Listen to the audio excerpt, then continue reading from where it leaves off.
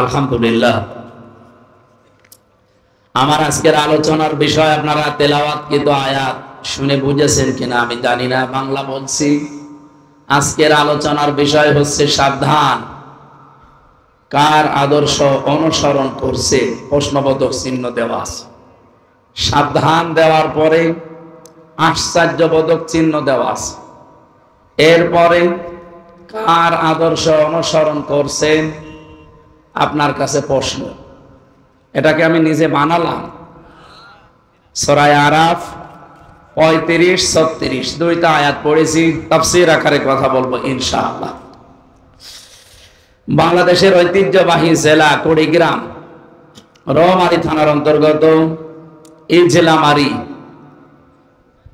মোহাম্মদিয়া নুরানিয়া হাফিজিয়া মাদ্রাসার উদ্যোগে 24তম বাৎসরিক ঐতিহাসিক তাফসীরুল কোরআন মাহফিলের স্বনামধন্য সভাপতি, রৌমারী কারামতিয়া আদর্শ ফাজিল ডিগ্রি মাদ্রাসার সম্মানিত অধ্যক্ষ, হাজার হাজার আলেমের উস্তাদ, ইসলামিক চিন্তাবিদ, শিক্ষাবিদ মাওলানা মোহাম্মদ মোকসেদ আলী দামাত বারকাতুহুমুল আলিয়া, মাহফিলের প্রধান অতিথি, বাংলাদেশ জামাত ইসলামী মনোনীত এমপি প্রার্থী, না শব্দটা ঠিক হয়নি, বাংলাদেশ জামাত ইসলামী থেকে 300 জনকে যে এমপির ঘোষণা দেওয়া হয়েছে, এরা কেউ পদপ্রার্থী নয়, সব নমিনি।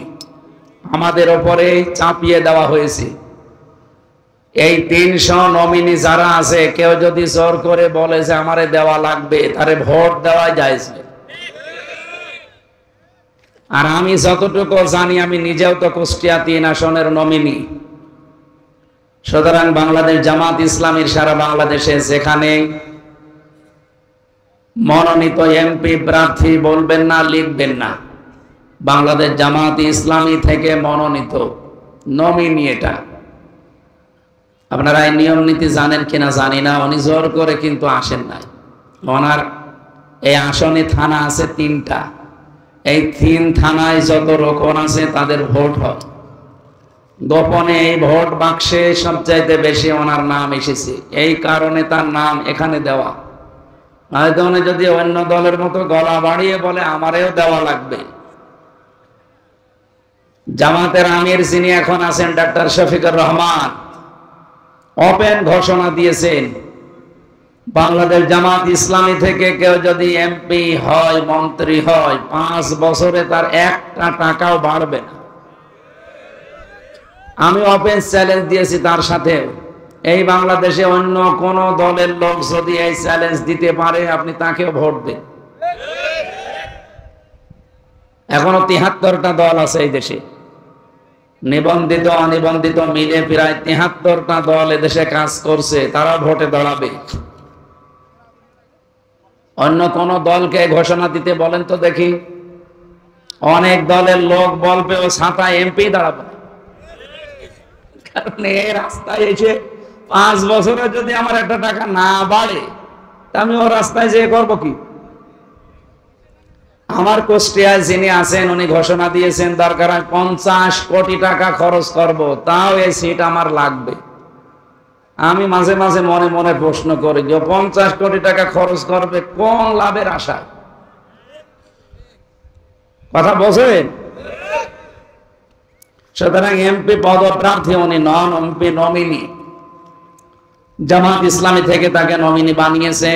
যদি এখন জামাত মনে করে না ওনারে দরকার নেই, অন্য কাউকে লাগবে, গোপন ব্যালটের মাধ্যমে যে ভোট হয় রোকনদের, যদি অন্য কারো নাম আসে, কালকে ওনারে পাল্টিয়ে দেবে। এটা পাল্টিয়ে দিলে যদি মন খারাপ হয়, ওনার সমস্যা আছে। কথা বোঝেন?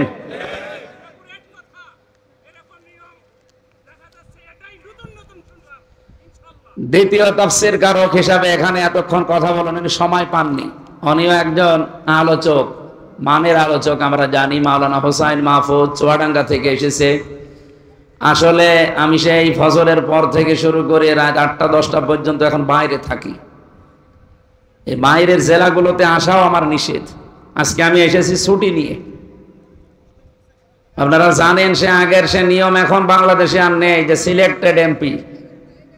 ও কিছুই জানে না, ঘুমিয়ে আছে, সকালে শুনছে তো ওই এমপি। সেটা কি এখন আছে? এখন দুয়ারে দুয়ারে যাওয়া লাগছে, মানুষের ঘরে ঘরে ডোর টু ডোর প্রতিদিন।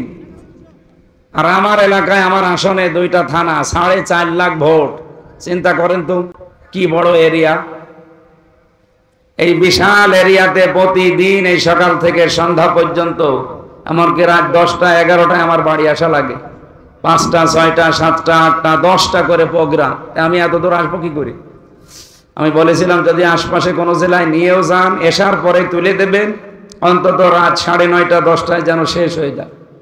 বাড়ি যেয়ে ঘুমাবো, আবার সকালে আপনারা আমারে ফের নিয়ে চলেন। নয়তো এখানে যদি রাত 12টা বাজে, বাড়ি যেতে আবার সকাল থেকেই তো শুরু। জালেমরা 3টা বছরে আমার এই শরীরের উপরে এমন কোনো 1 ইঞ্চি জায়গা নেই যেখানে টর্চার করে নাই। এই 3 বছরে ফাঁসির কন্ডেম সেলের ভেতরে, বিশেষ করে রিমান্ডে থাকাকালীন ওই মাটির নিচে আয়না ঘরে বহু টর্চার করেছে। এই জন্য শরীর স্বাভাবিক হতে আরো সময় লাগবে। তার উপরে এই যে বিশাল দায়িত্ব চাপিয়ে দিয়েছে সংগঠন, সততার সাথে আঞ্জাম দেওয়ার যে শরীর দরকার, আল্লাহ যেন ওই রকম সুস্থতা আমাকে দান করেন। উপস্থিত আছেন বিশেষ অতিথি জনাব আব্দুর রাজ্জাক, সহকারী অধ্যাপক হাফিজুর রহমান, ইসলামী আন্দোলন বাংলাদেশ চরমনাই পীরের যে দল আছে আমরা জানি, এই দল থেকে উনিও নমিনি, নাকি উনি জোর করে বলেছে আমার দেওয়া লাগবে। ইসলামপন্থী যারা আছে তাদের নিয়ম এইটাই, কিন্তু জেনারেল গুলো আমরা দেখি তারা এই পদ নেওয়ার জন্য, এমনকি এই নমিনি হওয়ার জন্য, পদপ্রার্থী হওয়ার জন্য কমপক্ষে 50 কোটি টাকা তারা খরচ করবে। এই নমিনেশন বাণিজ্য যেন আগামীতে কেউ আর করতে না পারে। কেউ করছে তার বাবার নামে, কেউ তার স্বামীর নামে, কেউ তার চাচার নামে, কেউ তার ভাইয়ের নামে। এটা যেন আগামী থেকে চিরতরে বন্ধ হয়ে যায়, এই জন্যই পিআর পদ্ধতি চাচ্ছি। অন্য কোন উদ্দেশ্য যারা পিআর পদ্ধতি চায় তাদের নেই। আপনি জিজ্ঞাসা করেন গোপনে, তারা এই জন্য চাচ্ছে যে আপনি মন মতো স্বৈরাচার হয়ে উঠবেন, হাসিনার মতো না। আপনাকে কন্ট্রোল করার জন্য বাকি যারা আছে তারা আপনাকে লাগাম টেনে ধরার জন্য থাকবে, আপনি আর মন মতো কিছু করতে পারবেন না। আমি এই বিষয়ে যদি আলোচনা থাকতো আমি করতাম, সুতরাং ইঙ্গিত দিয়েছি। সহকারী অধ্যাপক উনি মনে হয় কোনো কলেজের হবে বা মাদ্রাসার হবে, জনাব হাফিজুর রহমান কলেজের। আল্লাহ তাকে কবুল করুন। আমন্ত্রিত অতিথি যত মানুষের নাম দিয়েছে, এর নাম পড়তে তো আরো 10 মিনিট লাগবে। একবার দোয়া করে দিলাম নাকি? সম্মানিত পরিচালক রিয়াজুল ইসলাম ভাই, এখানে উপস্থিত হয়েছেন আপনাদের থানার অভিভাবক, অফিসার ইনচার্জ সম্মানিত ওসি সাহেব। ওনার বাড়ি সেই ফরিদপুর, পাশেই কি জানো, গোপালগঞ্জ। নাম শুনলে কেমন যেন লাগে, তারপরও ভালো, পাশে তো একেবারে জায়গা মতো না। আল্লাহ তার গোলামকেও যেন কবুল করেন। এখানে আসি বিশেষ করে এই কুড়িগ্রাম, জামালপুর, শেরপুর, এ সমস্ত জেলাতে, কোথায় কুষ্টিয়া আসতে 1 দিন লাগে। এখান থেকে আমার মনে হয় কমপক্ষে 10 ঘন্টা লাগবে আমার এই গাড়িটা নিয়ে যেতে। এখানে তো 11টায় যদি শেষ করি, সকাল 6টায় আমার প্রোগ্রাম আছে কুষ্টিয়া শহরে। সারা রাত এই গাড়িতে ঘুমাবো কখন? 3 বছর জেলে থাকাকালীন সত্য কথা বলছি, ম্যাডাম এখন আমার আর দেখতে পারে না। 3 বছর ছিলে বাইরে, এরপরে আবার রাস্তায় রাস্তায়, যে তোমার বিয়ে করার দরকার কি? কথা তো ঠিকই আছে, কিন্তু আমি করবো কি? দেশটা যদি সিঙ্গাপুরের মতো 42 কিলো হইতো, 45 মিনিটে যাওয়া আসা শেষ, আরে আসতেই লাগে 10 ঘন্টা। আর যদি সেই কক্সবাজারের টেকনাফে মাহফিল হয়, যাওয়া আসা করতে লাগবে 2 দিন। ও যে রাগ করে এমনি করে না, তারপর এবার মাইকে শুনছে না তো, আজকে গেলে আবার বাড়ি উঠতে দিলাম। সে ছাড় দিচ্ছে, অনেক ছাড় দিয়েছে দিনের জন্য, ইসলামের জন্য, মানবতার জন্য। আল্লাহ তার ওই বান্দিকে যেন কবুল করেন। পুলিশ সদস্য ভাইরা যারা এসেছেন, তাদের ডিউটির বাইরে যে 8 ঘন্টা ডিউটির বাইরে যে সময়গুলো আজকে কাটাচ্ছে, এর জন্য সরকার তাদের কিন্তু বেতন বেশি দেবে না, আপনারাও দেবেন না। তারপরও আজকে যারা অন্তত প্রতিদিন এভাবে কাজ করছে, আল্লাহ তাদেরকে আজকে কোরআনের জন্য যেন কবুল করেন এই সময়টা। মঞ্চে বসা যাদের মাধ্যমে বলছিলাম না, এই যে মহিদুল ইসলাম, জাকির হোসেন ভাই, এদের মাধ্যমে আমরা আসি। আগামী থেকে আমিরে জামাতের নির্দেশ, কোন জেলায়, থানায়, ইউনিয়নে গেলে দায়িত্বশীল যারা আছে তাদেরকে বলে যাবেন, কারণ এখন তো আমাদের শত্রুর আর অভাব নেই। এই জন্য নিরাপত্তার স্বার্থে আমরা চেষ্টা করব যারা দায়িত্বে আছে জেলার, থানার, উপজেলার এবং ইউনিয়নের, এই মানুষগুলোকে যোগাযোগ করে বলে আসার। আল্লাহ যেন আমাদেরকেও তৌফিক দেন। দল মত নির্বিশেষে আজকের এই অনুষ্ঠান, এটা কি শুধুমাত্র জামাত ইসলাম আর চরমনায়ের অনুষ্ঠান? এমনকি অন্য ধর্মের যারা এলাকায় বাস করে, অন্য ধর্মের মানুষ নেই আছে। হাদা বায়ানুল লিন্নাস হুদাল লিন্নাস। আল্লাহ তাআলা বলেন কোরআন শরীফ শুধু মুসলমানদের জন্য না, মানুষ যারা তাদের জন্য। সুতরাং ধর্মেরও কেউ যদি এসে থাকে, আপনাদেরকে ওয়েলকাম জানাচ্ছি। কোরআন শুনতে এসেছে, আল্লাহ রাব্বুল আলামিন সবাইকে নিয়ে তার কোরআনে প্রবেশ করার তৌফিক যে আমাদেরকে এই সুন্দর পরিবেশে দিলেন, বলেন আলহামদুলিল্লাহ। দরুদ আর সালাম পড়ছি নবী মুহাম্মদুর রাসূলুল্লাহ সাল্লাল্লাহু আলাইহি ওয়াসাল্লামের প্রতি। এই মাসে আল্লাহ তাকে পাঠিয়েছিলেন। কি মাস চলছে এটা? রবিউল আউয়াল। যদিও রবিউল আউয়াল আসলে আমরা অনেকে নবীজির মহব্বতে পাগল হয়ে যায়, কিন্তু যে বিষয়ে মহব্বত করা দরকার সেই অনুসরণের মাধ্যমে সেইটাই আমাদের খেয়াল নেই। তাকে আপনি ভালোবাসেন, মহব্বত করেন, কিন্তু অনুসরণের মাধ্যমে। তাকে অনুসরণ না করে যদি শুধু জিলাপি খেজুরের জন্য মহব্বত হয়, আপনি আল্লাহর কাছে ক্ষমা পাবেন? বলেন বলেন। একটু খেয়াল করে শুনবেন এই আয়াতটা, যদিও আপনি এর আগেও শুনেছেন, আমি নতুন ভাবে বলছি। রব্বুল আলামিন বলেন, কুল ইন কুনতুম তুহিব্বুনাল্লাহ ফাত্তাবিউনি ইউহিব্বুকুমুল্লাহ। নবী আপনি দুনিয়ার মানুষকে বলেন, যারা এই কথা বলে আল্লাহ তোমাকে ভালোবাসি, এ দাবি আমাদের নেই? কথা বুঝতেছেন ভাই? এটা ক্লাস চলছে, এ দাবি আমাদের আছে কিনা বলেন তো, যে আল্লাহ তোমাকে ভালোবাসে?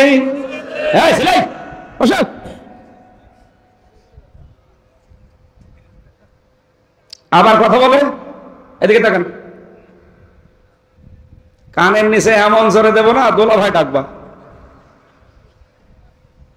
এদিকে তাকিয়ে থাকেন। যারা এই কথা বলে আল্লাহ তোমাকে ভালোবাসে, তাদেরকে আপনি বলেন আল্লাহ তোমাকে ভালোবাসে, এ কথা বলার দরকার নেই। আমাকে যদি কেউ ভালোবাসার প্রমাণ দিতে চায়, সে যেন আপনার অনুসরণ করে। আমি কোরআন শরীফ ছেড়ে দিলাম আপনার কাছে। পৃথিবীতে যত মানুষ আছে, যদি দেখাতে পারেন সূরা আলে ইমরানের 31 নম্বর আয়াতে যে আল্লাহ বলেছেন আল্লাহকে যদি ভালোবাসতে চাও রসুলকে ভালোবাসো, দেখান। নেই। অথচ আমরা এইটাই শুনেছি এতদিন, যে আল্লাহকে ভালোবাসিয়ে দাবি যদি কেউ করে, সে যেন রসুলকে ভালোবাসে। কোথায় আছে আপনি? এখানে ফাত্তাবিউনি শব্দ আছে, তাবউন শব্দের শাব্দিক অর্থ হচ্ছে দেখে দেখে চলা। অধ্যক্ষ মকসেদ আলী সাহেব আমার সামনে দিয়ে হেঁটে যাচ্ছে, কতটুকু পায়ের ডিস্টেন্স রেখে পা ফেলতেছে, কিভাবে হাত নাড়াচ্ছে, কিভাবে মাথা দোলায়, ঠিক ওইভাবে দেখে দেখে চলার নাম তাবউন। আপনি এখানে হাব্বন শব্দের অর্থ করেন কি করে? এখানে কি হাব্বন আছে? আল্লাহ যদি ইউহিব্বুকুমুল্লাহ দিতেন, যে তোমাদেরকে যদি কেউ আল্লাহকে ভালোবাসিয়ে দাবি পূরণ করতে চাও, রসুলকে ভালোবাসো, আমার আল্লাহ বললেন রসুলকে যেন সে অনুসরণ করে। আমি আল্লাহ কি করব যেন অনুসরণ করলে? ইউহিব্বুকুমুল্লাহ, নিজেই তাকে ভালোবাসা আরম্ভ করব। আমি আল্লাহ তাকে ভালোবাসা আরম্ভ করেছি, এ কথা কিন্তু এখানে নেই। এটা মোজারে, বর্তমান, ভবিষ্যৎ, প্রেজেন্ট, ফিউচার। তার মানে এখান থেকে আল্লাহ আমাদেরকে শিক্ষা দিতে চান, আপনি যদি রাসূলুল্লাহকে অনুসরণ আরম্ভ করেন, আল্লাহ আপনাকে ভালোবাসা শুরু করবে। কি কথা বলেন না কেন? আর আল্লাহ যদি কাউকে ভালোবাসা আরম্ভ করে, তার পুরস্কার দুইটা, ওয়া ইয়াগফির লাকুম যুনুবাকুম, আপনার জীবনের একটা অপরাধও আল্লাহ রাখবে না। এই জন্য আল্লাহ জাম্বন না দিয়ে জুনুব দিয়েছেন। যত অপরাধ ছিল দুনিয়ায় সব আল্লাহ মাফ করে দিচ্ছে এবং দেবে, এক ফিরেটাও মোছারে।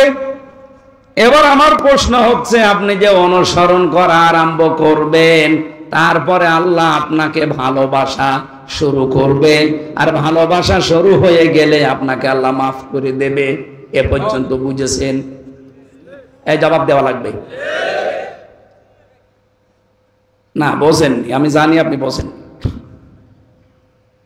আমার প্রশ্ন, আপনি যদি আল্লাহর ভালোবাসা আরম্ভ করতে চান, জীবনের সব অপরাধ মাফ করে নিতে চান, অনুসরণ করা লাগবে হামজাকে। কাকে? বলেন বলেন। এখন এই অনুসরণ কি আংশিক না পূর্ণাঙ্গ? আপনি নিজের দিকে তাকিয়ে বলেন।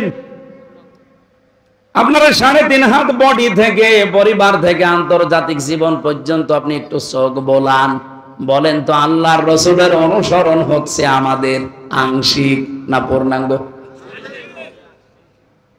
আপনার 3.5 হাত বডিতে রসুলের নিয়ম নীতি নেই, পরিবারে নেই, সমাজে নেই, অর্থনীতিতে নেই, রাজনীতিতে নেই, সংস্কৃতিতে নেই, বাকি জীবনের কথাগুলো বললাম না। আর যদিও কারো কিছু আছে, হয়তো শরীরে আছে, পরিবারে আছে, বাকি সমাজ থেকে আর নেই। কথা বোঝা যায়নি?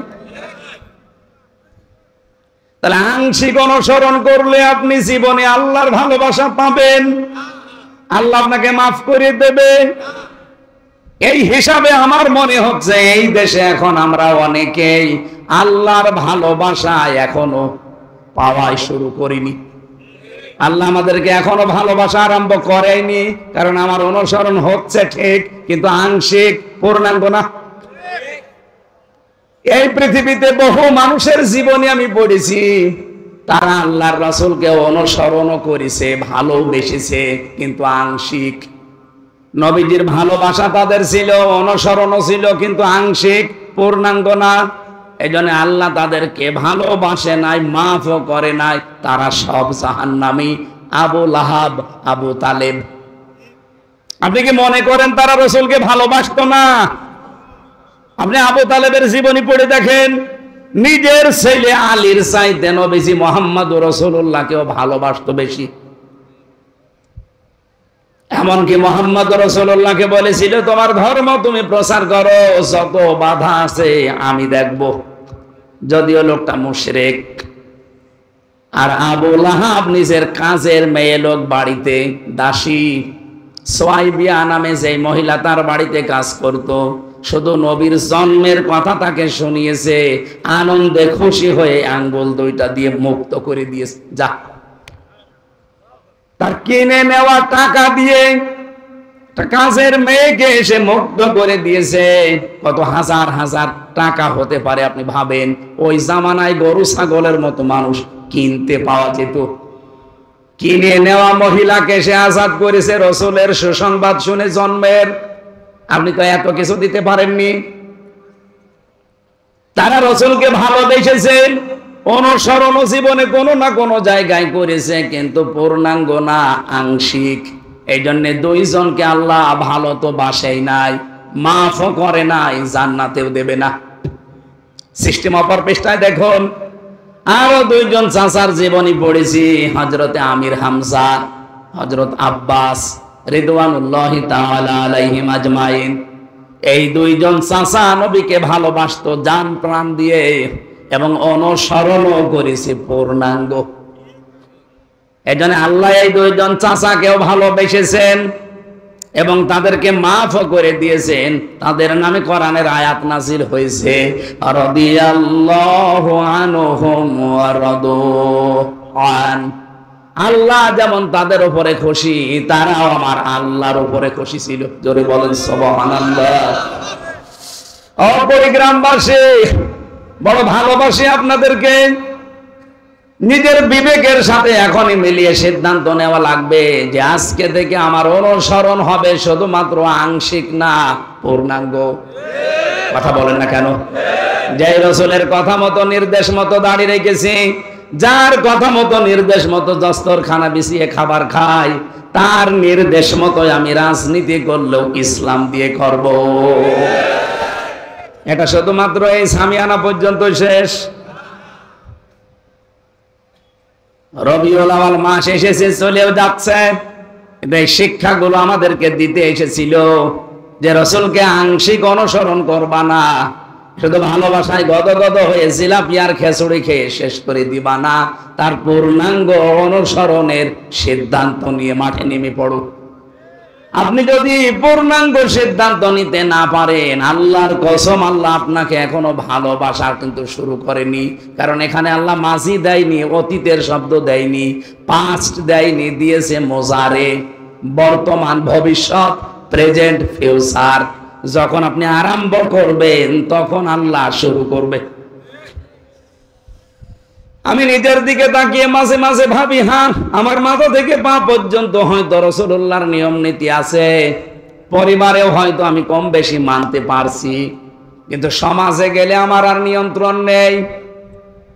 অর্থনীতিতে গেলে আমি আর পারছি না, সমাজনীতিতে গেলে আর পারছি না, রাজনীতিতে গেলে আমি আর পারি না। অথচ আমি ভরসা করে বসে আছি, আল্লাহ যখন বানিয়েছে, কালেমা যখন পড়েছি, জান্নাত একদিন যাবই। আল কাজ্জিসু মান দানা নাফসাহু ওয়া আমিলা লিমা বাদাল মাউতি ওয়ালা আজিসু মান আতবা'a নাফসাহু হাওয়াহা ওয়া তামাদ্দা আলাল্লাহ। রাহু তিরমিজি। হযরতে আনাস থেকে বর্ণিত, বিশ্বনবী জানিয়েছেন, ওই লোকটাই তো বুদ্ধিমান যে আখিরাতের জন্য কাজ করে আর ভরসা করে আল্লাহর প্রতি। নির্বোধ বোকা ওই লোকটা যার আখিরাতের কোনো চিন্তা ভাবনা নেই, কাজ নেই, আন্দাজে ভরসা করে আছে আল্লাহর উপরে। এদেশে নেই এরকম মানুষ? আর খালি বিশ্বাসী এই যে কালেমা যখন পড়েছি জান্নাত একদিন যাবই। কে বলেছে আপনাকে? যে হাদিসটা শুনে আমরা অনেকে আশায় বুক বেঁধে আছি যে মান ক্বালা আল্লাহ ফাদাখালাল জান্নাহ। কোনদিন হাদিসের ব্যাখ্যাটা দেখেছেন নবীজি কি বলতে চাই? আল্লাহর নবী বলেন, যে ব্যক্তি লা ইলাহা ইল্লাল্লাহ বলবে সে জান্নাতে চলবে। না চলে গেছে? না না, দাখালা এটা মাসি অতীতের শব্দ, পাস্ট এটা। কিন্তু আমি এ পর্যন্ত না, আমার শব্দ হচ্ছে এখানে ফাটা। এ ফা যদি নবীজি না দিতেন, আমি ওই হাদিস দিয়ে ওয়াজ করে এখনই সব জান্নাতে পৌঁছে দিতাম যে লা ইলাহা ইল্লাল্লাহ যে ব্যক্তি পড়বে সে জান্নাতে চলে গেছে। ফাটা দিয়ে আমিও ঝামেলায় আছি। হযরত ওমর জিজ্ঞাসা করেছিলেন, ইয়া রাসূলুল্লাহ, এই কথাকে আপনি বলেছেন মান ক্বালা লা ইলাহা ইল্লাল্লাহ ফাদাখালাল জান্নাহ। নবীজি বললেন, নাম, হ্যাঁ আমি বলেছি। বিশ্ব নবীকে হযরত ওমর ওই দিনই জিজ্ঞাসা করেছিলেন, হে নবী, আপনি তো লা ইলাহা ইল্লাল্লাহ দাখালাল জান্নাহ বলতে পারতেন, ফাদাখালা বললেন কেন? এ ফাটা কি? ওই দিনই নবীজি সাহাবায়ে কেরামের সামনে তিনি ব্যাখ্যা দিয়েছেন, এই ফা মানে আইয়ুহাসিরা মা হারামাল্লাহ। ফায়ের ব্যাখ্যা হচ্ছে পৃথিবীতে যে ব্যক্তি লা ইলাহা ইল্লাল্লাহ পড়েছে আর এর ভেতরে যে হালাল বস্তুগুলো আছে আঁকড়িয়ে ধরে আর হারাম যা আছে ছেড়ে দেয়, এই লোকটাই জান্নাতে চলে গেছে। আপনি লা ইলাহা ইল্লাল্লাহ পড়বেন, এদিকে আবার সুদের সাথে কাজ কারবার। লা ইলাহা ইল্লাল্লাহ পড়বেন, আপনার মেয়ে আপনার বেটার বউ চলে বেপরদায়, আপনি লা ইলাহা ইল্লাল্লাহর হারাম কাজ মানেন। নিজের কথার সাথে আপনি নিজেই ধোঁকাবাজি করছেন। এজন্য লা ইলাহা ইল্লাল্লাহ বলার পরে জান্নাতে মাস্ট বি আপনি যাবেন যদি এর উপরে টিকে থাকতে পারেন। আর আমার মনে হয় সেই টিকে থাকার পরিবেশ অনেকে আমরা চেষ্টা করলেও পারি না, কারণ বাংলাদেশে সে পরিবেশ নেই। এখন বলেন এখানে এই 54 বছর চলছে, আজও আপনি 100 ভাগ টিকে থাকার চেষ্টা করলেও পারবেন না। এই যে টুপিটা দেখতে মনে হচ্ছে খুব সুন্দর, মাথায় দিয়েছি ভালোই লাগে, কিন্তু এর ভেতরে সুদ আছে। এখন যদি বলেন হুজুর আপনার টুপিতে সুদ, দালার ওয়াজ শুনে করবো কি, বাড়ি চলে গেলাম। আমি সুদের টাকা দিয়ে টুপিটা কিনি নাই। এই টুপিটা যে ফ্যাক্টরিতে তৈরি হয়েছে, ওই ফ্যাক্টরির মালিক ব্যাংকের কাছ থেকে লোন নিয়েছে, আর ব্যাংক তো লোন এমনি এমনি দিয়ে দেয়। বলেন বলেন, আমি ডাইরেক্ট সুদ যদি নাও খাই, ইনডাইরেক্ট খাচ্ছি। এতে আমার মনে হয় এদেশে যদি ফেরেশতা জিবরাইল এসে বাস করে, তারও যে অর্থনৈতিক অবস্থা আমাদের দেশে সুদ ভিত্তিক, তারও সুদের সাথে কারবার করা লাগবে। আমরা তো এইটাই পাল্টাতে চাই। যেখানে 1 টাকা সুদ খেলে মায়ের সাথে 33 বার জেনা করার গুনাহ হয়, সেই সিস্টেমটা 54 বছরে আমরা পাল্টাতে পারলাম না। মাওলানা সাইদি সাহেব 50-60 বছর একাধারে ওয়াজ করে গেছে, সুদ বন্ধ হয়েছে। বলেন বলেন, সুদ বন্ধ হতো যদি আল্লামা সাইদির মতো 151 জন কোরআন বুকে নিয়ে সংসদে ঢুকতে পারত। সুদ বন্ধ হতো, সুদের বাপ বন্ধ হতো। বলে সুদ ছাড়া ব্যাংক চলে না। চলে না মানে সৌদি আরবে চলছে না, মালয়েশিয়া চলছে না। ইসলামী দেশগুলোতে যে দেখেন, আফগানিস্তানে যান, সুদ ছাড়া যে ব্যাংক চলে তার প্রমাণ পৃথিবীতে আছে। আপনি চালাতে পারেন না, তার কারণ হচ্ছে আপনার অর্থনীতি সুদ দিয়ে ভরা। এদেশে যদি সত্যি এবার 151 জন এমপি কোরআনে কারিম বুকে নিয়ে যেতে পারে, সংসদের প্রথম অধিবেশনে তারা নামাজ এবং যাকাতের বিল আনবে। কুড়িগ্রাম সহ বাংলাদেশের 64 জেলাতে আমির হামজারে আর কোনদিন ভাই নামাজ পড়ো সলিমদ্দি এ কথা বলা লাগবে না। সলিমদ্দি নামাজ পড়বে, ওর বাপ দাদাও পড়বে। যাকাত মানুষ নিজের দায়িত্ব নিয়ে দিয়ে আসবে, নয়তো ওর পরের দিন মামলা হবে। ভালো ভালো কাজগুলো তারা আইন পাশ করে জারি করা হবে, অন্যায় কাজগুলো, অবৈধ কাজগুলো আইন পাশ করে বন্ধ করে দেওয়া হবে। তখন ওসি সাহেবদের মতো যারা আছে, 8 ঘন্টার পরিবর্তে 16 ঘন্টা ডিউটি আর করা লাগবে না। 8 ঘন্টার ডিউটি আমার মনে হয় কমে 4 ঘন্টা হয়ে যাবে। খলিফাতুল মুসলিমিন হযরতে ওমর, তিনি প্রধান বিচারপতি। হযরতে আবু বকর সিদ্দিক হচ্ছে দেশের দায়িত্বে রাষ্ট্রপতি।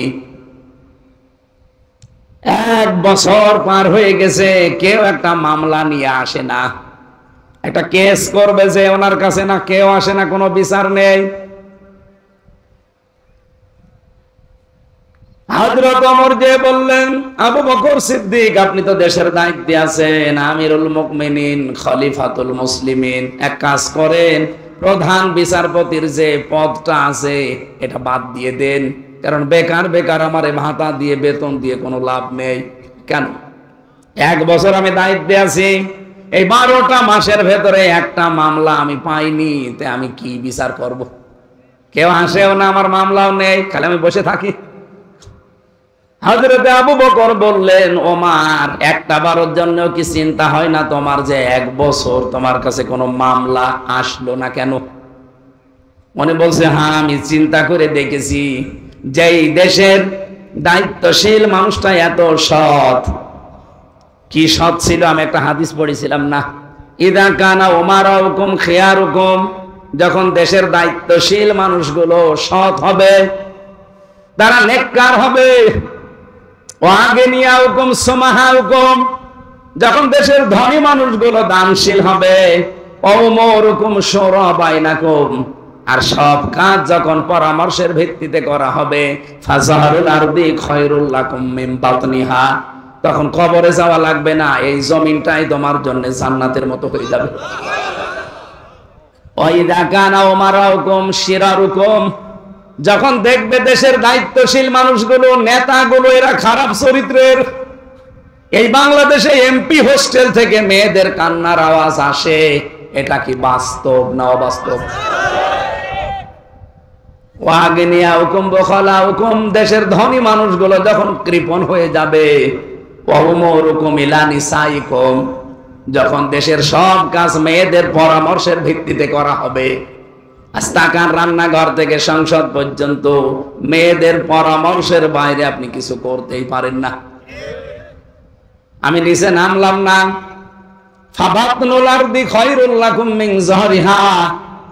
তখন নবীজি বলেন যে কবরে চলে যেও, দুনিয়ায় থাকার দরকার নেই, কারণ এই দুনিয়ার জমিনটার চাইতে কবরের জমিন তোমার জন্য নিরাপদ। আমার তো মনে হচ্ছে সেই সময়ের ভেতরে আমরা আছি। কথা বলেন না কেন? হযরত ওমর বলে, খলিফা আপনার মতো মানুষ দেশের দায়িত্বে, আমি তো আপনাকে চিনি। আপনি এই খেলাফতের দায়িত্বে, রাষ্ট্রপ্রধানের দায়িত্বে থাকাকালীন আপনার ছেলে আপনার কাছে একবার বলেছিল যে বাবা আমি পায়েস খেতে চাই। দেশের প্রধানমন্ত্রীর ছেলে বলছে বাবা আমি পায়েস খেতে চাই। মায়ের কাছে যাওয়ার পরে মা বলছেন এই মাসের বেতনটা একটু আগে আগে নিয়ে আনবেন। এই মাসে তো আমাদের বেতন দেবে মনে করেন 12,000 টাকা, এই ভাতার টাকাটা আগে থেকে নিয়ে আসেন, আগামী মাসে নেওয়া লাগবে না। অন্তত একটা আশা করেছে ছেলে, তারে খেতে দেওয়া লাগবে। উনি বলছেন আমি একটু বলে দেখি। অর্থমন্ত্রী যিনি ছিলেন তার কাছে যে বললেন আমাকে আগামী মাসে তো বেতন দেবেন, ওই 12,000 টাকা মনে করেন আমারে আগে দিয়ে দেন, আগামী মাসে আমারে টাকা দেওয়া লাগবে না। অর্থমন্ত্রী ওই রকম ডাক দিয়ে বলছে খলিফা টাকা আমি দিতে পারি, কিন্তু আপনাকে লিখে দেওয়া লাগবে যে আগামী 1 মাস আপনি দুনিয়ায় বেঁচে থাকবেন। আগামী 1টা মাস আপনাকে এই চেয়ারে জনগণ বসাইয়া রাখবে, এইটা আপনি লিখে দেন তো দেখি, তারপরে আগামী 1 মাসের বেতন দেব। হযরত ওমর বসে বেতন লাগবে না। বাড়িতে যে বলছে স্ত্রী এই বলেছিলাম স্বভাব পেয়েছি, এই পায়েস খাওয়া লাগবে না। আমার মনে হয় বাংলাদেশে কোন একটা মেম্বারও পাওয়া যাবে এরকম, বলেন। আর আমি নিজে চিল্লাচ্ছি মানে আমিও কি ওইরকম?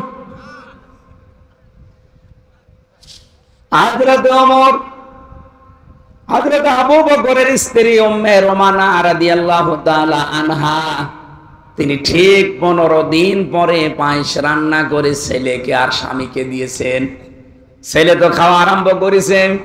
হযরত আবু বকর স্ত্রীকে বললেন দাঁড়াও, কোথায় পেলে তুমি? আমি তো টাকা এনে দেইনি। হযরতে উম্মে রোমানা স্ত্রী বলছেন স্বামী আপনি মনে করবেন না আমি হারাম কোনো ইনকাম নিয়ে খাওয়াচ্ছি আপনাকে। আপনি যে প্রতিদিন যে টাকা আমাকে দেন হাত খরচের জন্য, ওখান থেকে আমি 1 মুষ্টি করে চাউল তুলে রাখতাম, গমের আটা জব। 15 দিন তুলতে তুলতে প্রায় 2 কেজি হয়ে গেছে। এটা পাশের বাড়িতে একজনের কাছে বিক্রি করে ওইটা দিয়ে পায়েস বানিয়েছি, এটা হালাল টাকা। হযরত আবু বকর সিদ্দিক ছেলেকে বললেন জনমের খাওয়া খাও। নিজের খাবারটা স্ত্রীকে দিয়ে বললেন তুমি খেয়ে নাও, আমি গেলাম।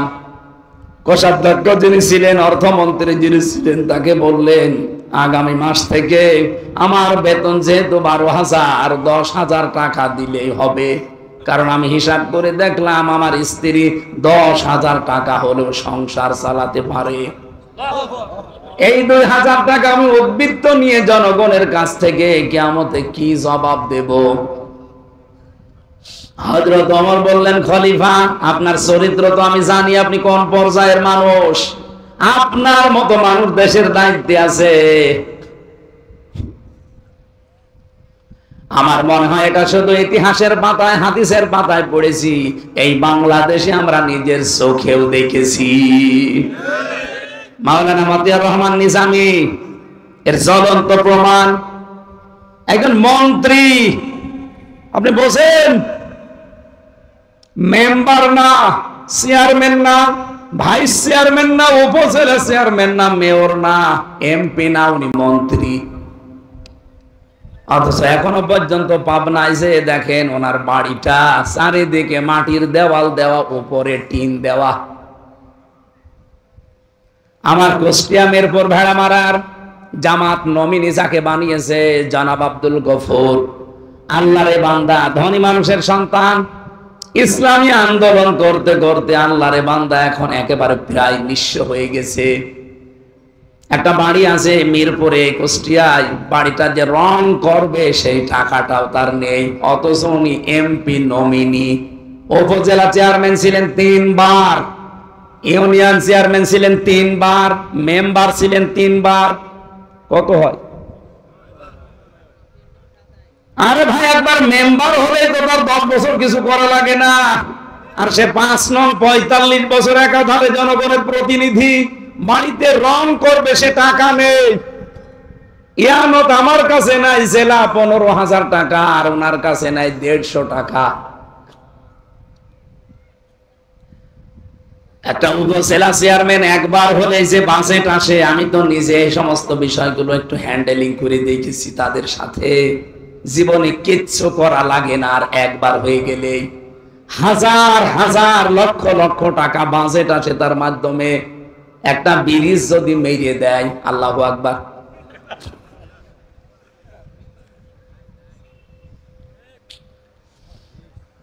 আমি যখন চুয়াডাঙ্গায় পড়তাম দর্শনা, এই যে চিনির মিল, চিনি আসে, এই জেলায় চিনির মিল আছে নেই? দেওয়ানগঞ্জ আছে। সবচাইতে বড় চিনির মিল এই বাংলাদেশে চুয়াডাঙ্গার দর্শনা কেরুস মিল। এত বড় বিশাল মিল আজ পর্যন্ত কোনোদিন লাভের মুখ চোখে দেখেনি, প্রতি বছরে লস হয়। শুধু একবার লাভ হয়েছিল, যেবার শিল্পমন্ত্রী ছিল মাওলানা নিজামী। এমনি হয়নি, উনি এমন একজন সৎ এমডি কে পাঠিয়েছিলেন যে দায়িত্ব দিয়ে সঠিকভাবে পালন করলে ওখান থেকে লস না লাভ হয়, তার প্রমাণ এইটা। আমি তখন ওখানে পড়তাম, আমি দেখেছি নিজের চোখে। রাত 2টার সময় এসেছে উনি, ঢাকা থেকে ওনারে পাঠিয়েছে মাওলানা নিজামী গোপনে, যে যান, এতদিন তো লস হয়, এবার দেখি ওখানে লাভ বের করা যায় কিনা। আল্লাহর বান্দা ওখানে রাত 2টায় পৌঁছিয়েছে। দারোয়ানকে পরিচয় দেওয়ার পরে দারোয়ান তা ভয়ে ঘাবড়িয়েছে। দারোয়ানকে বলছে, তোমার ডিউটি কয়টা পর্যন্ত? এই কয়টা।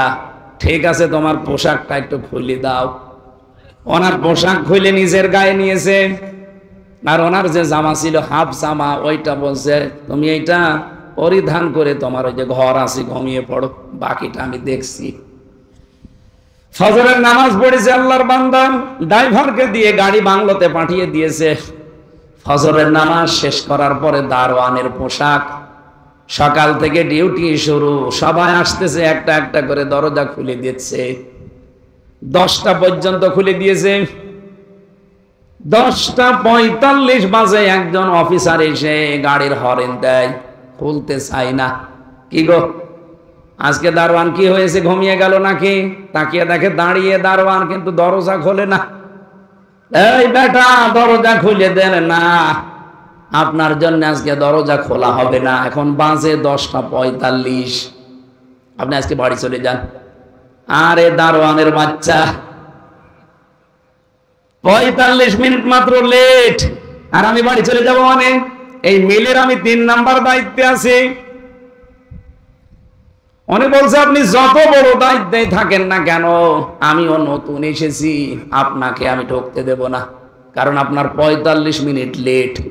10টার আগ পর্যন্ত আমি সবাইকে ঢুকিয়েছি, 10টার পরে যারা এসেছে বার্গেনিং করে হলো ফেরত দিয়েছি।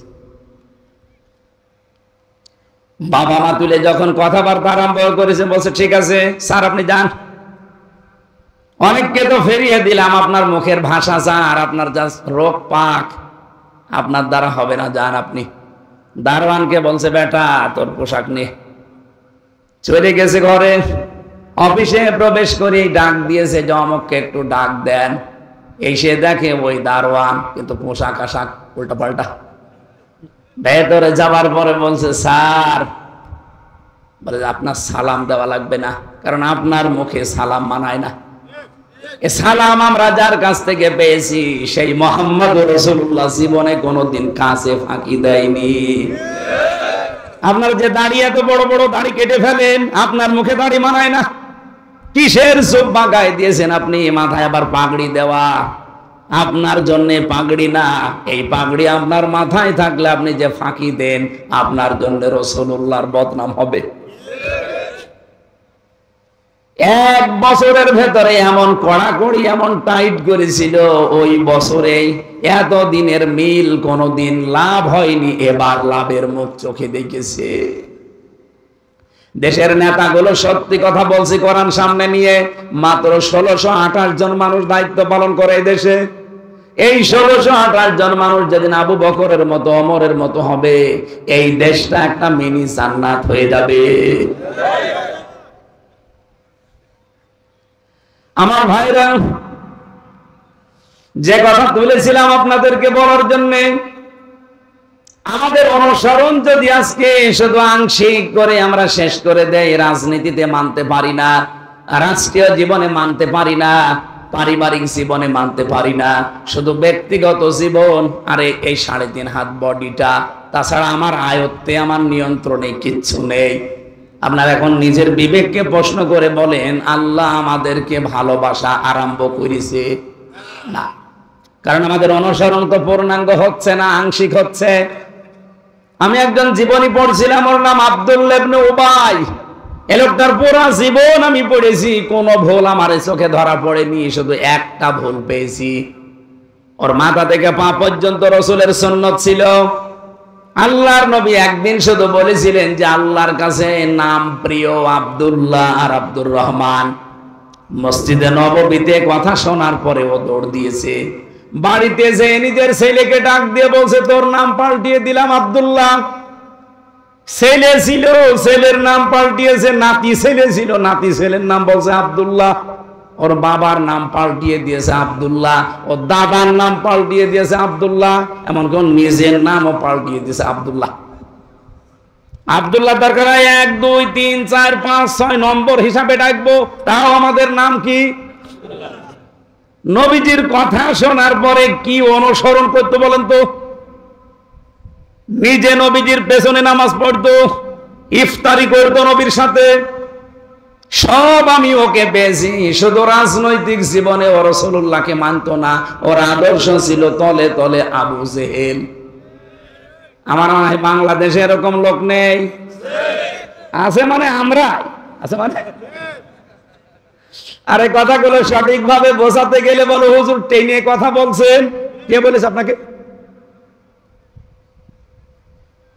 এই পৃথিবীতে শুধু 2 জন নবীর জীবনী আমি বাদ দিয়ে যত নবীর জীবনী পড়েছি, কোন নবীর জীবনীতে এটা পাইনি তাদেরকে আল্লাহ এই নির্দেশ দেয়নি, আন আকিমুদ্দিন ওয়ালা তাতাফাররাকু ফি। খালি সুলাইমান নবী আর আদম নবী। আদম নবীর সময় মানুষই ছিল না, আর সুলাইমান নবীর সময় উনি বাবার কাছ থেকে রাজত্ব পেয়েছিলেন। বাকি যত নবীর জীবনী আমি পড়েছি আমার এই ছোট্ট জীবনে, এই 33 বছর বয়স আমার, প্রত্যেকটি নবীকে আল্লাহ পাক এই আদেশই দিয়েছেন যে দিন কায়েম করো, কারণ দিন যদি কায়েম না হয়, ইচ্ছা থাকলেও তুমি আমার বিধান মানতে পারবা না। এরকম জায়গা দেশে নেই। বলেন বলেন, প্রত্যেকটা জায়গায় এরকম আজ একটা দিক আর বিভাগ দেখান যেখানে আপনি টিকে থাকতে পারবেন, সেরকম পরিবেশ আছে? পারবেন না। আপনার মন চাইলেও আপনি পারবেন না। কোর্টে যান, কোর্টের ইট পর্যন্ত টাকা চাই। আমি তো এই 3 বছর ঘোরাঘুরি করে দেখলাম, কোর্টে যাবেন, কোর্টের অন্যান্য জায়গায় তো টাকা লাগে। আমার মনে হয় ইটও তাকিয়ে আছে, হুজুর টাকা দেন। এটা বাস্তবগত সত্য, আমরা নিজে প্রমাণ পেয়েছি। এই জন্য বললাম আমরা চাচ্ছি এই সিস্টেম পাল্টাতে, যদি আপনাদের সমর্থন থাকে। আর যদি আপনাদের সমর্থন না থাকে, আবার এই দেশে ঠিক ওই ফ্যাসিস্টদের আগমন ঘটবে। আবার আপনাকে চাঁদা দেওয়া লাগবে, আপনি আবার রাহাজানি চিন্তায় খুনের সম্মুখীন হবেন। মালয়েশিয়া বাংলাদেশের চাইতে প্রায় 7 ডবল বড়। আমি প্রতিদিন রান করতাম প্রায় 2000 কিলো, 2200 কিলো, 3000 কিলো পর্যন্ত। এত বড় বিশাল দেশ। আর রাত 12টা, 1টা, 2টা, 3টা নেই, ড্রাইভারকে নিয়ে চলে যাচ্ছি এই প্রদেশ থেকে ওই প্রদেশে। 2000 কিলোমিটার, 3000 কিলোমিটার রাস্তা। মরুভূমির ভেতরে চারিদিকে শুধু পাহাড় আর জঙ্গল, কিচ্ছু নেই, একটা মানুষের কোনো দেখা নেই। 40 কিলো 50 কিলো 100 200 কিলো যাওয়ার পরে একটা দুইটা ঘর বাঁধে, শরীর সমসম করে ওঠে। ড্রাইভার আমারে বারবার বলছে, হুজুর কোনো ভয় নেই, শুধু আল্লাহকে ভয় পাবেন, সামনে কেউ আসবে না। সুবহানাল্লাহ বলতে পারেন না? চলাফেরা করে কি শান্তি বলেন তো, যে আল্লাহর ভয় ছাড়া কোনো ভয় নেই? আপনার কাছে চাঁদা চাওয়া তো দূরের কথা, ছয়া করো বলবে না, দয়া করো বলবে না। আর আপনি এখান থেকে কুষ্টিয়া মাত্র 300 কিলোমিটার পথ। এই 300 কিলো যেতে আমার কমপক্ষে 10 জায়গায় গাড়ি তো এমনি থামানোই লাগবে, যদিও নিরাপত্তার জন্য। বাকি যদি আল্লাহর কোন ওলি ধরে, আমার কর্ম শেষ। ওনারা ধরলে তো চা খাওয়ার জন্য অন্তত 500-1000 টাকা দিলে ছাড় পাবো। আর যদি ওরা ধরে, এই জেল থেকে বের হওয়ার পরে একবার যাচ্ছিলাম লক্ষ্মীপুর থেকে, আমি তো গাড়িতে উঠে পেছনে ঘুমিয়ে পড়ি। হঠাৎ দেখি ড্রাইভার আমারে ডাকতেছে, হুজুর রাস্তায় গাছ ফেলা। ওঠার পরে কাঁচ খুলে দিলাম, মুখ বাঁধা, শুধু চোখ দেখা যাচ্ছে কালো কাপড় দিয়ে এত বড় বড় ছুরি। আমার দিকে তাকিয়ে বলছে, হুজুর আপনার টাকাও নেব, আল্লাহ মাফ করবে। আরে শয়তান, তাড়াতাড়ি এত বড় ছুরি, যা ছিল সব দিয়েছি। আমারে বলছো যে এত দূর কুষ্টিয়ায় বাড়ি যাবেন, তেলের টাকা মাকা আছে? বললাম না, সবই দিয়েছি। কিছু টাকা বের করে বলছে, তেল কিনে নিয়ে যান, কাজে লাগবে। 1-2 কিলো আসার পরে ড্রাইভার বলছে, হুজুর ডাকাতে ধরলো, তাতে কি? ডাকাত হলেও ইমানদার ডাকাত। মাত্র কয় কিলো হবে? 300-350 কিলো পথ কুষ্টিয়া থেকে। এতটুকু যেতে আমার কত টেনশন মনের ভেতরে কাজ করছে। 2022-3000 কিলোমিটার রান করেছি, একটা চিন্তা মনের ভেতরে আসে নাই। শুধু এতটুকু ড্রাইভার অভয় দিচ্ছে যে আল্লাহ বাদে কোনো ভয় আপনার সামনে নেই। তারপরেও তো মালয়েশিয়াতে, সিঙ্গাপুরে ইসলাম আছে? নেই। ইসলামের কিছু নিয়ম তারা পালন করে, এতেই এত বড় শান্তির আভাস তারা তৈরি করে ফেলেছে। আর 54 বছরও আমরা পারলাম না, একটাই কারণ, এইটা জায়গা মতো আজও নিয়ে যেতে পারি না। একটু মনে চায় না যে এটা একটু জাগতো জায়গা মতো, দেখি কেমন লাগে? কারা কারা চান দেখি? দেখেন তো, হাত তোলেনি কে?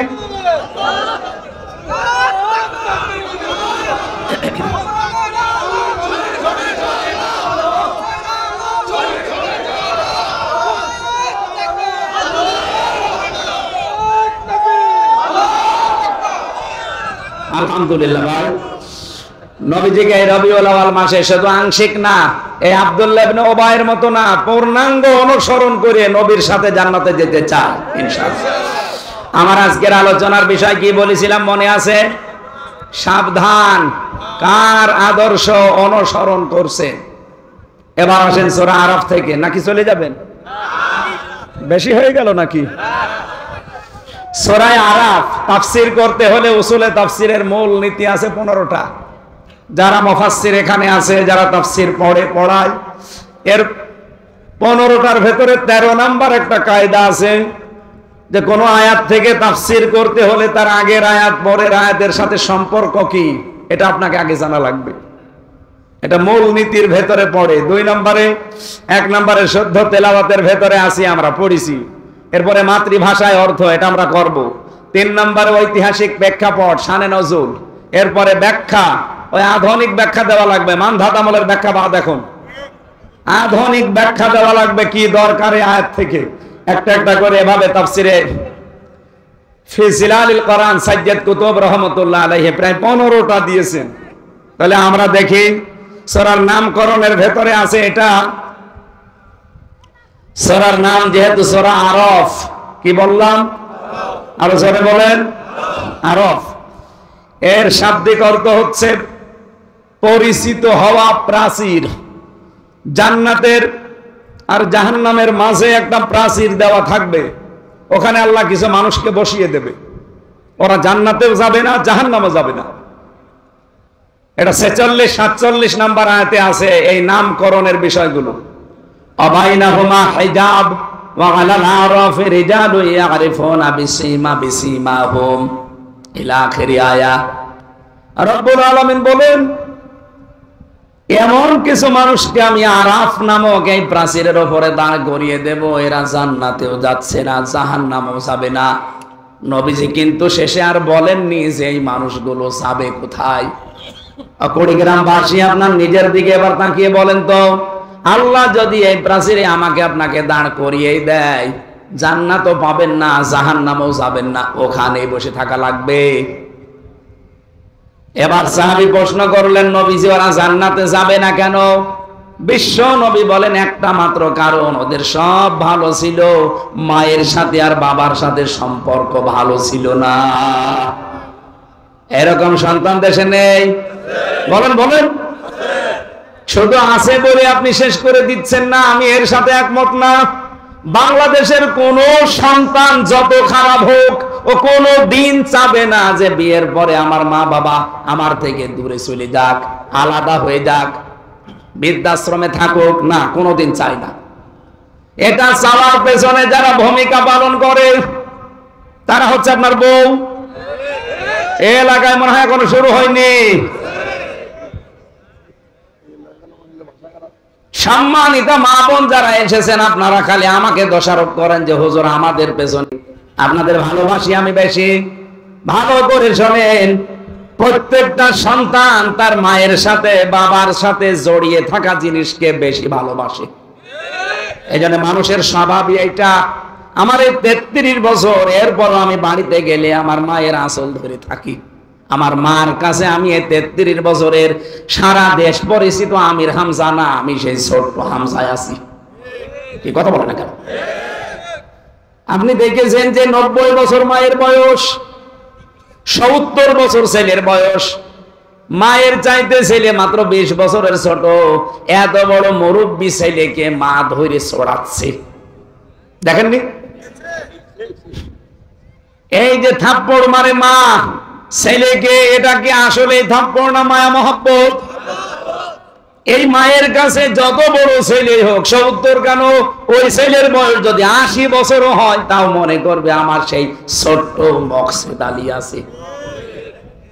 পৃথিবীর প্রতিটা সন্তান তার মায়ের সাথে বাবার সাথে জড়িয়ে থাকা জিনিসকে বেশি ভালোবাসে।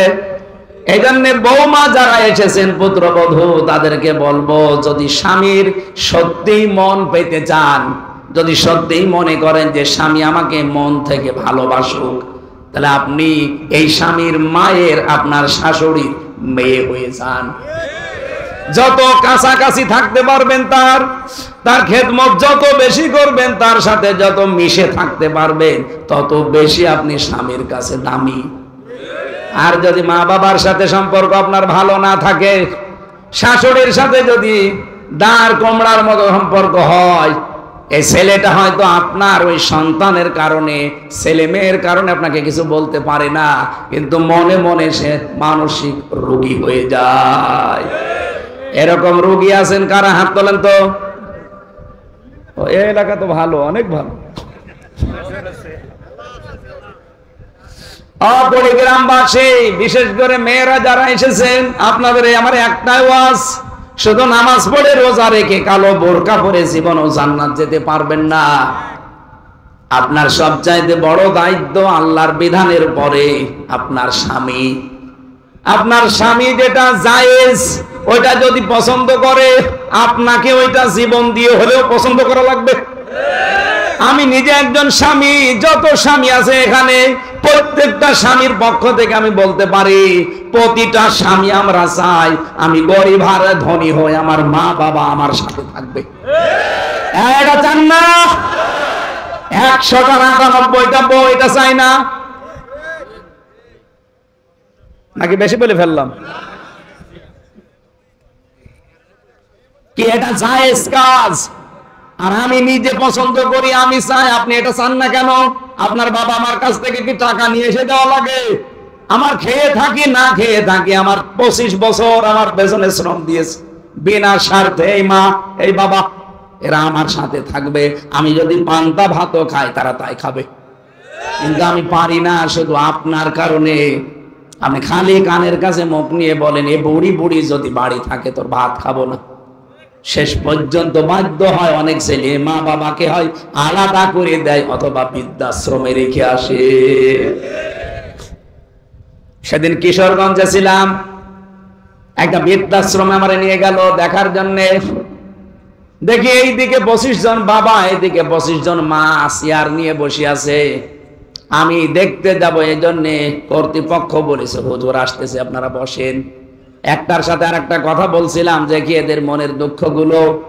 যেই কয়জনের সাথে কথা বলেছি প্রত্যেকটা মার বাবা হাওমাও করে আমারে ধরে হাওমাও করে কেঁদেছে আর বলেছে, আমাদের বৃদ্ধাশ্রমের জীবনের জন্য শুধু আমার ছেলে দায়ী না, বৌমা দায়ী। আমি আশা করব আগামীতে যেন এই পরিবেশ আমাদের আর দেখতে না হয়। এই জন্য শুধু আমাদের ছেলেদের দোষ দিয়ে না, মা বাবা আপনি পার পাবেন না, আপনারও দোষ আছে।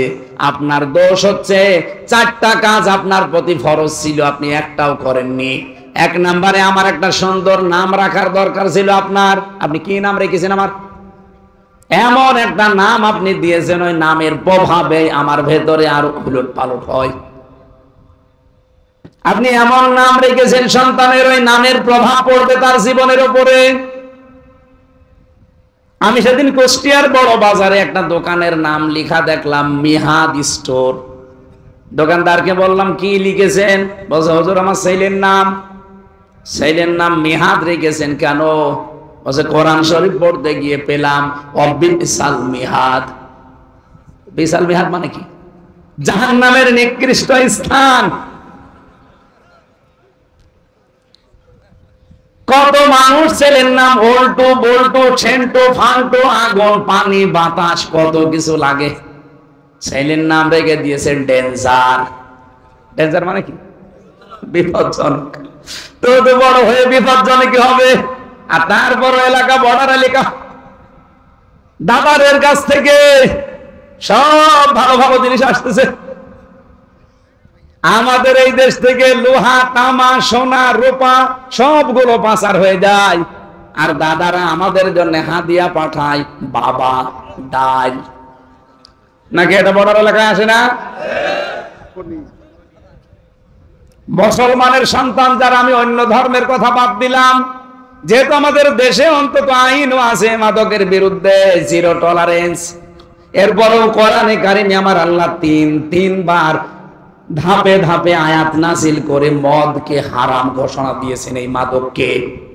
রব্বুল আলামিন জানিয়েছেন, ইয়া আইয়ুহাল্লাযীনা আমানু ইন্নামাল খামরু ওয়াল মাইসিরু ওয়াল আনসাবু ওয়াল আজলামু রিজসুম মিন আমালিশ শাইতান। ঈমানদারেরা, তোমাদের জন্য 4টা কাজ বিশেষ করে হারাম করে দিলাম। এই যে জুয়া খেলা, এরপরে মদ, এরপরে মানুষের এই যে ভাগ্য, তীর মেরে ভাগ্য অথবা হাত দেখায় অনেকে হাতে কি আছে, এরকম 4টা কাজ আমি তোমাদের জন্য হারাম করে দিলাম। শুধু হারাম না, এইগুলো হচ্ছে রিজসুম মিন আমালিশ শাইতান, শয়তানের ঘৃণিত কাজ। এই মাদক, এটা শয়তান পর্যন্ত ঘৃণা করে। শয়তানও যেটা ঘৃণা করে সেটা অনেক মুসলমানের ছেলেরা করছে। বলেন, কিয়ামতের দিন দুনিয়ায় যতটুকু মদের সাথে আপনি জড়িত থাকবেন, অতটুকু পরিমাণে রক্ত পুষ গরম করে আপনাকে আল্লাহ খাওয়াবে। শুধু খাওয়ালেই তো হয়ে যায় না, কোরআন বলছে এটা মুখের ভেতরে দেওয়ার সঙ্গে সঙ্গে যত কিছু পেটের ভেতরে আছে সবগুলো নাড়ি ভুড়ি পায়খানার রাস্তা দিয়ে সব বের হয়ে যাবে। আশা করছে এই সমস্ত কাজে যদি কোনো মুসলমানেরা থাকেন, এই মুহূর্তে জীবনের মতো তওবা করে ফিরে আসেন। আপনার জন্য প্রশাসনের রাত দিন ঘুম হারাম হয়ে যাচ্ছে। কি দায় পড়েছে তাদের আপনি খারাপ হয়ে গেলে? দায়িত্ব এতটুকু যে রাষ্ট্র তার দায়িত্ব দিয়েছে, তারা হিমশিম খেয়ে যাচ্ছে। আশা করছি আপনি আজকে থেকে ফিরে থাকার চেষ্টা চালাবেন। আল্লাহ কবুল করুন, আমিন। তাহলে আরাফ নামক স্থানে আল্লাহ জাহান্নামে দেবে তাদের যারা মা বাবার অবাধ্য সন্তান। 2 নম্বরে তারা জাহান্নামেও যাবে না। জাহান্নামে যাবে না কেন? নবীজি বলেন এই মানুষগুলো আর যাই করুক জমিনে দিন কায়েম করার জন্য তাদের চেষ্টা প্রচেষ্টা ছিল সর্বাগ্যে। সুতরাং দিন কায়েমের জন্য যদি আপনার চেষ্টা থাকে আর যাই হোক আপনি জাহান্নামে যাবেন না। কিন্তু দিন কায়েমের কথা বললে এই পৃথিবীতে সবচাইতে বেশি মন খারাপ হবে, খারাপ লাগবে, কষ্ট পাবে, রাগ করবে কারা? কাবুর আলাল মুশরিকিনা মা তাদউহুম ইলাইহি। সূরা সূরা 13 নম্বর আয়াতের শেষের দিকে আছে প্রায়। আল্লাহ পাক বলেন, হে নবী আপনি যেদিকে ওদেরকে ডাকেন যে দিন কায়েম করো, ব্যক্তি পরিমাণ সমাজ রাষ্ট্রে আল্লাহর বিধান প্রতিষ্ঠা করো, এটা বললে তো সব চাইতে বেশি খারাপ লাগে মুশরিকদের।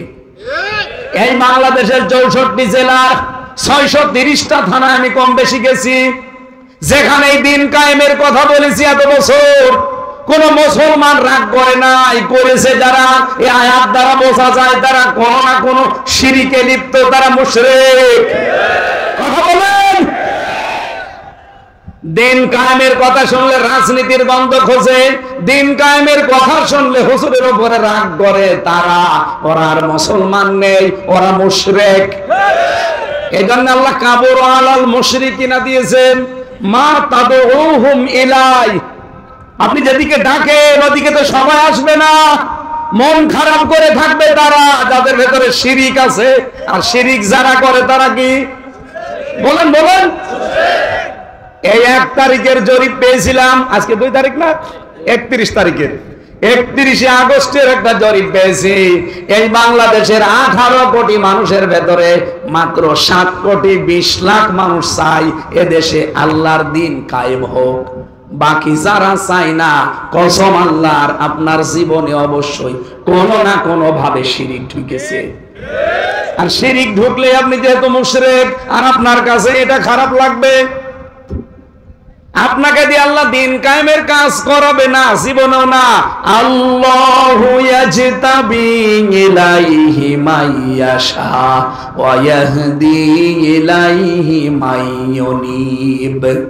আল্লাহ পাক বলেন তোমাদের ভেতরে আল্লাহ যাকে ইচ্ছা মনোনীত করেন, নির্বাচিত করেন, পছন্দ করেন, তাকে দিয়ে কাকে? ওয়াহদি ইলাইহি মাইয়ুনিব। যে ব্যক্তি আল্লাহর দিকে মন থেকে ফিরে আসতে চায়, আল্লাহর দিকে যারা মন থেকে ফিরে আসবেন তাকে আমার আল্লাহ দুনিয়াতে দিন কায়েমের কাজে লাগিয়ে দেবে। বাংলাদেশে আগস্টের 5 তারিখের আগে, গত আগস্ট, মাত্র 100 জনের 15 জন বলতো আমরা এই দেশে ইসলাম কায়েম করতে চাই। মাত্র 100 জনের 15 জন। এখন বেড়ে আপনি 1 বছর 1 মাসে কত % বেড়েছে দেখেছেন? কিছুদিন সময় যেতে দেন। আমার তো মনে হচ্ছে এই দেশে যে হারে দাওয়াতি কাজ চলছে দিনের পক্ষে 100 ভাগের 100 ভাগ মানুষ বলতে বাধ্য হবে আমরা দিন কায়েম চাই। রাজবাড়িতে একজনের বাড়ি, ওনার নাম গোবিন্দ চন্দ্র পরামানিক, হিন্দু মহাজোটের মহাসচিব। লোকটা কয়েকদিন আগে ঘোষণা দিয়েছে বাংলাদেশে 54 বছর তো ছাতা বহু কিছু দেখলাম, এবার আমরা এই দেশের রাষ্ট্রীয় ব্যবস্থায় ইসলামকে দেখতে চাই। এমনকি সে সরাসরি নাম ধরেই বলেছে যে আমরা জামাত ইসলামীকে দেখতে চাই। তাহলে এই দেশে কোন সংখ্যালঘু নির্যাতন হবে না। একটা হিন্দু যদি আশায় বুক বেঁধে সামনে এগিয়ে আসতে পারে, আপনার কি হয়েছে?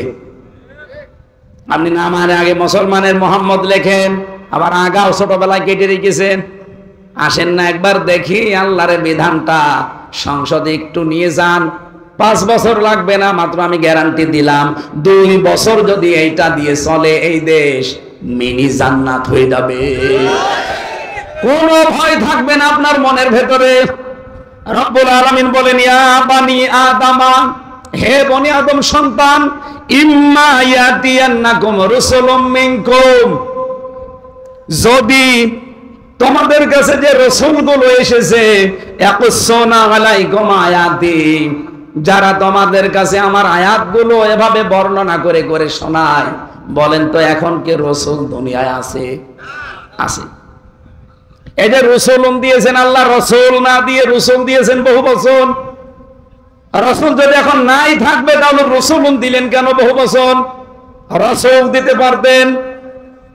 কিয়ামত পর্যন্ত রাসূল আসবে না, নবী আসবে না, কিন্তু নবীর নায়েবে রাসূলরা আসবে, তারা আলেম। কথা বলেন না কেন? আল উলামা ওয়ারাসাতুল আম্বিয়া, ওলামারা হচ্ছে আলেমরা নবীর নায়েব, উত্তরাধিকারী, স্থলাভিষিক্ত।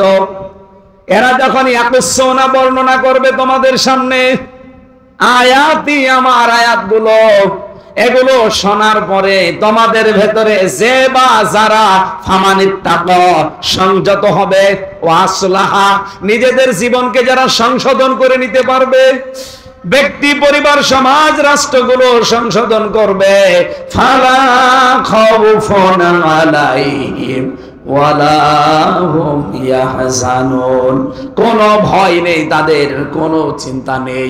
এই গ্যারান্টি কার? এই গ্যারান্টিটা এবার আমরা দেখতে চাই। বহু মানুষের কথা আমরা শুনেছি, কিন্তু কথা মতো কাজ পাইনি। বাবা কথা দিয়েছিল, চাচা কথা দিয়েছিল, স্বামী কথা দিয়েছিল, এই কথা বলেন না কেন? কোরআনের কথায় এরকম ভেজাল আছে, আছে। আহ্বান জানাচ্ছি সবাইকে, এটা রেকর্ড হচ্ছে, সারা দেশে যাচ্ছে। এবার একটু আপনি দেখার জন্য হলেও দেখেন, একটু টেস্ট করি। আমরা তো গ্যারান্টি দিচ্ছি 5 বছরও লাগবে না। মালয়েশিয়া দাঁড়িয়ে যেতে 21 বছর লেগেছে। 2004 সাল থেকে তারা এভাবে দাঁড়াচ্ছে, এখন 25 সাল। 21 বছরে এই দেশটা দাঁড়িয়ে গেছে আজ বিশ্বের মানচিত্রে। আর আমরা 54 বছরেও দাঁড়াতে পারি নাই। শুধুমাত্র এই 1628 জন মানুষ ওমরের মতো বানানো দরকার।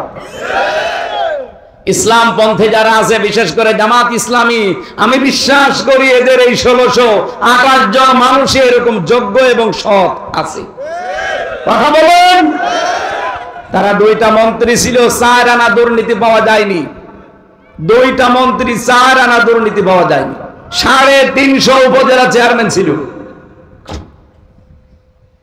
1000-এর উপরে তাদের ইউনিয়ন চেয়ারম্যান ছিল, 1500-র উপরে মেম্বার ছিল।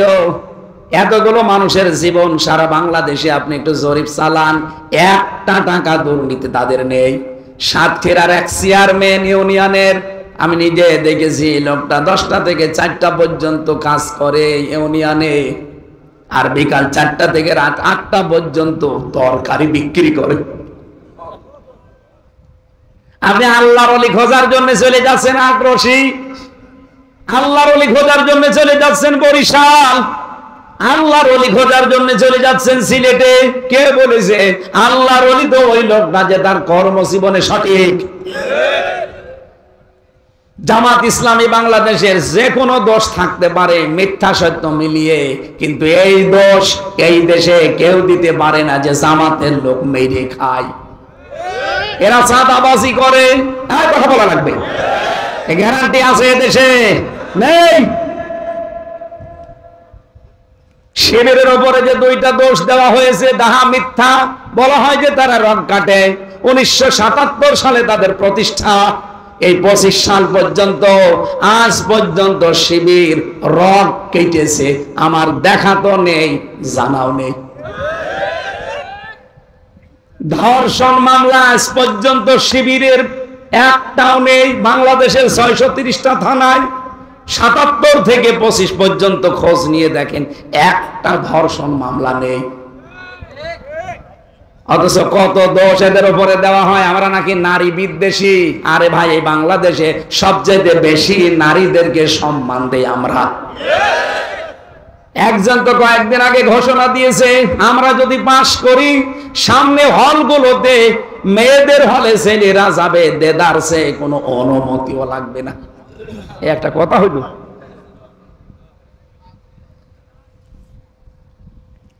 ইসলাম যদি এবার যেতে পারে, রাত 12টা নেই, সকাল 10টা নেই, মেয়েদের হলে আপনি পুরুষ মানুষ কোন কারণে যাবেন বলেন? একটা ষড়যন্ত্র করে এটা লাগাতে চেয়েছিল। ওই যে শরীফ শরীফার গল্প তো এমনি দেয়নি, দিয়েছে এই কারণে। ওইটা যদি সত্যি, আমার মনে হয় হাসিনা যদি না পালাতো এতদিন ওইটাই এই দেশে চলতো। সারাদিন একজন বলছে আমি শরীফ শরীফ, ঠিক আছে, রাত 10টার পরে বলছে আমার কেমন যেন শরীফা শরীফা লাগছে। ও যতই শরীফা শরীফা লাগুক, ওর মাল মশলা শরীরে যা আছে জীবনেও শরীফা হবে, ও শরীফই থাকবে। কিন্তু যেহেতু হাইকোর্ট রায় দিয়েছে যে তোমার মনে হলেই তুমি শরীফা, ও বাধ্য করবে আপনাকে মহিলা হোস্টেলে ও সিট নেবে। যেই হোস্টেলে আপনার মেয়ে আছে, আপনার বোন আছে, আপনার ফুফু আছে। বলেন তো এই সমস্ত মেয়েদের ভেতরে শরীফ থেকে যে লোকটা শরীফা হয়েছে, ও যদি যায় ঠিক থাকবে? যখন আপনার মেয়ে আপনার সামনে আসবে অবৈধ সন্তান নিয়ে পেটে, কিচ্ছু বলতে পারবেন না। এইটা চাচ্ছিল, আর এগুলো সব করছিল দাদাদের প্রেসক্রিপশন অনুযায়ী। আল্লাহ আমাদেরকে বাঁচিয়েছে। এমনকি ষড়যন্ত্র করার 5 এবং 8 বৃত্তি পরীক্ষা থেকে 100 মার্কের কোরআন হাদিস ছিল, সেটা অলরেডি এই 15 বছরে তুলে দিয়েছে। আমরা চাই আবার ওটা সংযুক্ত করা হোক। ছেলে মেয়েগুলোকে যদি ওইভাবে গড়ে তুলতে না পারে দিনের শিক্ষা দিয়ে, ওনারা আইন পাশ করে পাহারা দিয়ে জীবনও ঠিক রাখতে পারবে না। বাধ্য হবে আপনার সন্তান কিছুদিন পরে আপনাকে হয় মাদকের মামলায় আপনি সহ সন্তান ছেলে যাবেন, অথবা আপনাকে বৃদ্ধাশ্রমে রেখে আসবে। আমরা আশা করছি আমাদের শিক্ষা ব্যবস্থা 1 থেকে মাস্টার্স পর্যন্ত 100 মার্কের কোরআন যেন দেওয়া হয়। সেদিন একটা সেমিনার ছিল, তারেক জিয়া সাহেবের ঘনিষ্ঠ যারা, একেবারে ঘনিষ্ঠ, তাদের 2 জন, এবং এদেশে ইসলামপন্থী যারা আছে সবগুলো আমাকেও ডেকেছিল। ঢাকাতে একটা সেমিনার হয়েছে এইভাবে যে আমরা আগামীতে চাই 1 থেকে মাস্টার্স পর্যন্ত কোরআনে কারিমের 100 মার্ক মাস্ট বি পার্সোনাল থাকা লাগবে, এবং এর জন্য আলাদা আলাদা শিক্ষক দেওয়া লাগবে। একটা কলেজের যদি 25 জনের বেতন হয়, একটা ধর্মীয় শিক্ষকের বেতন হবে না? বলেন। কলকাতার মতো জায়গায় হিন্দু মমতা ব্যানার্জি সেই মসজিদের ইমাম, মুয়াজ্জিন, খাদেমকে বেতন দেয় সরকারি ভাবে। আর বাংলাদেশে আমরা 92% মুসলমান, পারি না। পারবো কি করে? সব তো আল্লাহর ওলিরা পাচার করে, কেউ বেগম পাড়া, কেউ সাহেব পাড়া। আল্লাহর খেলা উল্টা, কেউ থাকতে পারে না। এই তো বাইরের দেশে গিয়েছিলাম, শয়তানরা থাকতে পারে না। যে হোটেলে উঠেছি, নিচে নেমে দেখি 2 শয়তান চা খাচ্ছে। হুজুর দোয়া করেন, আমরা আগেই পালিয়েছি। পালালেন কেন? আপনাদের 620টা বাড়ি, আচ্ছা ভূমি মন্ত্রী ছিল যেটা, দোয়া করেন, দোয়া তোমার করে দোয়া আসবে। 620টা বাড়ি বানিয়েছে শয়তান, একটাও থাকতে পারে না। এদেশে গুলো তো সব আগুন লাগিয়ে পুড়িয়ে দিয়েছে, আর বাইরে যা আছে সব তালা লাগানো। হোটেলে থাকে, প্রতিদিন 20,000, 50,000, 1 লাখ টাকা করে নাইট ভাড়া, জেলখানার মতোই আছে। কি করলেন এই অবৈধ সম্পদ গুলো এক জায়গায় করে? নিজেও এখন ভোগ করতে পারেন না, তালা লাগানো, সাহেব পাড়া থাকেন তো হোটেলে হোটেলে ভাড়া করে। এদের থেকেও শিক্ষা নিতে পারেন না? যারা চাঁদাবাজি করে, এদিক ওদিক করে, বাবা শাহজালাল, মদের কাছে কুত্তা বিড়াল সব হালাল, এই নীতিতে যারা চলতে চাচ্ছেন, মনে করেন আপনি এই 2 বছরে 50 কোটি টাকার মালিক হয়ে গেলেন, কি করবেন আপনি? এরপরে যদি সুযোগ আসে জনগণের, ও 50 কোটি তো যাবেই, মাঝখান থেকে 32 নাম্বারও যাবে। ওই মাঝে মাঝে আজাবুল বুলডুজার নাজির হবে, 32 নাম্বার শেষ। ভালোই চলছিল, হঠাৎ করে উনি নাড়াচাড়া দেয়, আর এই দেশের মানুষ বুলডুজার নিয়ে ছোটে। এই জন্য আপারে বলবো, আপা যেভাবে আছেন খেয়ে দিয়ে ওখান থেকে মরে যান, আল্লাহ আপনারা যেখানে দেয় দেবে। এই মাঝে মাঝে এরকম নাড়াচাড়া দিয়েন না, দিয়ে 32 নাম্বার আর 33 নাম্বার করিন না।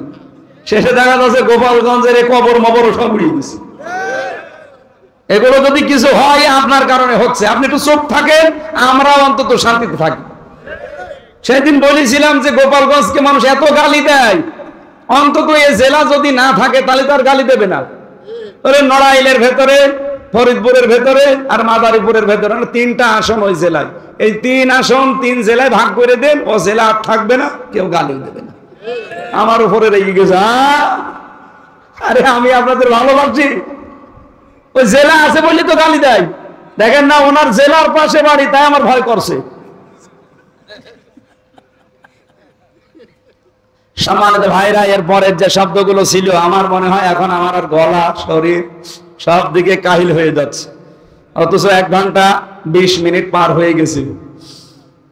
না, শেষ করি, আর পারছি না।